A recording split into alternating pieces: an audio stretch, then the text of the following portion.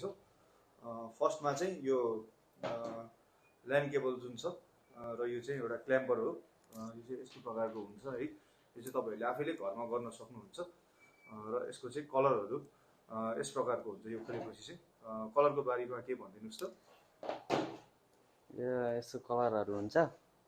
यो half arrange, फुल arrange, half green, फुल green, half blue, फुल blue, अनि half grey, sorry brown हो है, half brown, फुल brown.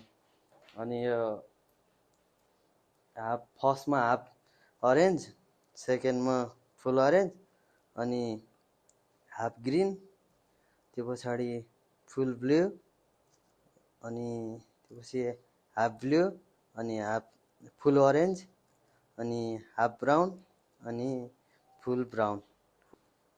र यो चाहिँ यसरी चाहिँ कोड गर्नुपर्ने हुन्छ र अगाडि र पछाडि यही गर्नु पर्यो हैन? यसरी मिलाउने दुईतिरै, अनि यसरी काटेर क्ल्याम्परले यसरी काटेपछि यसरी राख्नुपर्छ।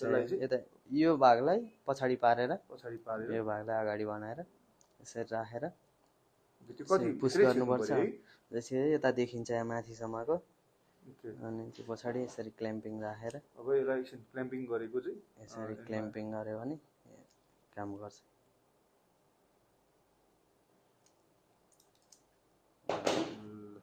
अब यो चाहिँ पछाडि पनि सेम यसरी नै गर्नु पर्यो हैन? सेम। ओके, ल यो चाहिँ हाम्रो RJ45 क्ल्याम्प गर्ने तरिका भयो है त।